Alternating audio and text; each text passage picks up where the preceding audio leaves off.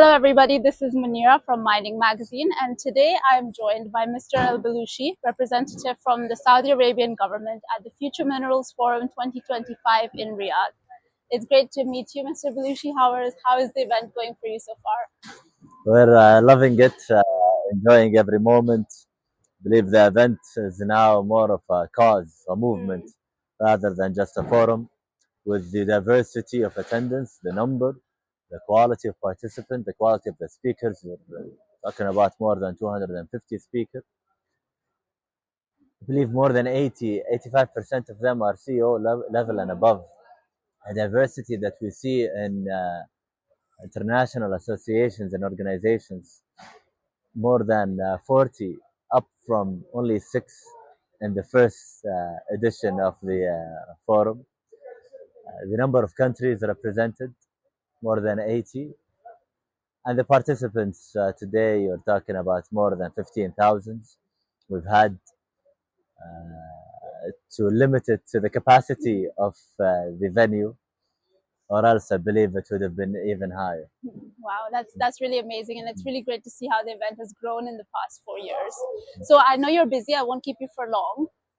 Throughout this event, we've heard about the super region again and again, and how different countries play a part in it. I want to ask you, what is Saudi Arabia's role in the super region? Thank you for the question. I think it was clear as part of the ministerial roundtable how we're shaping the agenda of the global mining sector.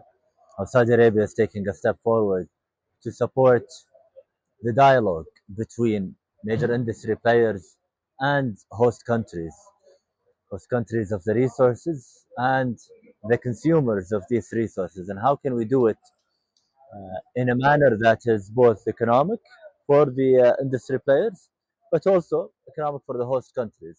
And how can we make sure the consumers are getting sustainable products that are traceable, products that are following the highest environmental and social standards that can be aligned between all these different entities, what was really clear from the ministerial roundtable and the other leadership discussions that we've seen in the Future Mineral Forum, that this sector is getting more and more complex with time. It is not the same sector as it was 50 years ago or 40 years ago.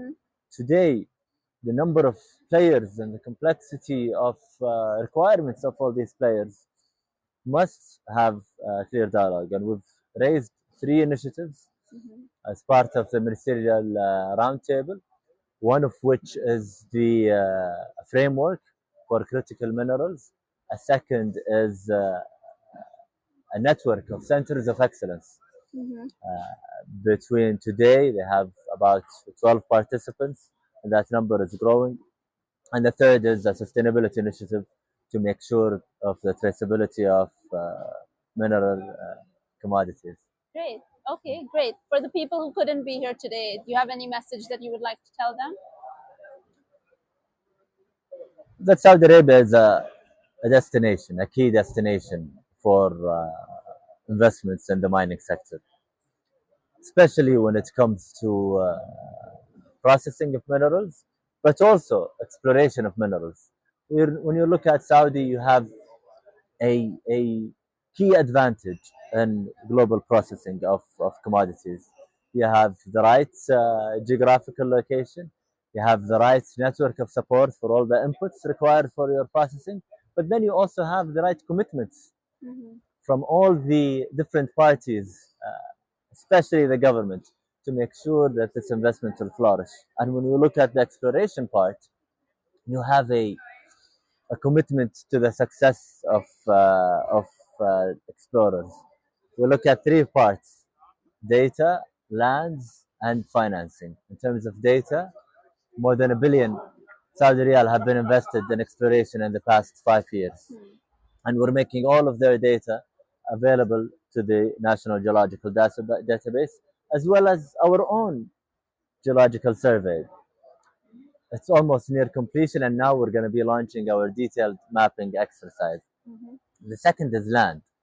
We've availed north of 10,000 square kilometers based on the tendering process or the licensing round process. And today we're availing 50,000 square kilometers for exploration players in 2025. This is on promising mineralized belts. We're talking about gold belts, base metals, volcanic massive sulfides, but also with the potential of porphyry copper. And when it gets to financing, this is where Saudi Arabia is known of, Yeah. the wealth of capital. So this is translated into, first, we're doing a lot of matchmaking between Saudi investors and explorers, and that flourished. We see about 80 companies already joining and getting exploration lands in the kingdom. But also, we've also designed our grant program or exploration enablement program, where we have allocated and signed with 6 companies about 70 million Saudi riyal, which is roughly $20 million. And in 2025, we're allocating 120 million Saudi riyal for application and for newcomers, hopefully, that are focused on green field exploration for the critical minerals of the kingdom. But we are also looking for companies that has the right technical capabilities to hopefully find the next tier one discovery here in Saudi. Great. All right, I'll let you go. Thank you so much for your time. Thanks a lot. And thank you everyone for watching. Appreciate it. Thank Thanks a lot. you. Thank you.